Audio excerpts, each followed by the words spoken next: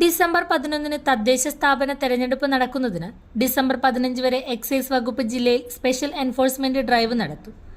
കൂട്ടുപുഴ, മാഹി എന്നീ അതിർത്തി പ്രദേശങ്ങളിൽ 24 മണിക്കൂറും ബോർഡർ പെട്രോളിംഗ് ശക്തമാക്കിയതായി ജില്ലാതല ജനകീയ സമിതി അവലോകന യോഗത്തിൽ deputy excise commissioner PK Satheesh Kumar അറിയിച്ചു.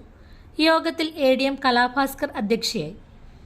ഡെപ്യൂട്ടി എക്സൈസ് കമ്മീഷണറുടെ മേൽനോട്ടത്തിൽ 24 മണിക്കൂറും പ്രവർത്തിക്കുന്ന ജില്ലാതല കൺട്രോൾ റൂം രൂപീകരിച്ചിട്ടുണ്ട്. ജില്ലയെ 3 മേഖലകളായി തിരിച്ച് എക്സൈസ് സർക്കിൾ ഇൻസ്പെക്ടർമാരുടെ മേൽനോട്ടത്തിൽ 24 മണിക്കൂറും സ്ട്രൈക്കിംഗ് ഫോഴ്സുകളും പ്രവർത്തിക്കും. കൂടാതെ വനം വകുപ്പ്, പോലീസ് സേന എന്നിവയുമായി ചേർന്ന് സംയുക്ത റെയ്ഡുകളും നടത്തും. തീരപ്രദേശങ്ങൾ, അതിഥി തൊഴിലാളികൾ താമസിക്കുന്ന ക്യാമ്പുകൾ, റെയിൽവേ സ്റ്റേഷൻ പരിസരം എന്നിവിടങ്ങളിൽ പരിശോധന ശക്തമാക്കും. നവംബർ 15 സ്പെഷ്യൽ എൻഫോഴ്സ്മെന്റ് ഡ്രൈവ് ആരംഭിച്ചത്.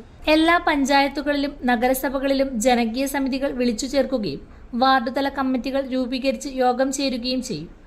വിമുക്തി പദ്ധതിയുമായി ബന്ധപ്പെട്ട് ജില്ലയിലെ സ്കൂൾ കുട്ടികൾക്കും രക്ഷിതാക്കൾക്കുമായി നേർക്കൂട്ടം, ശ്രദ്ധ തുടങ്ങിയ ബോധവൽക്കരണ പരിപാടികളും വിമുക്തി പ്രവർത്തനങ്ങളും തുടരും.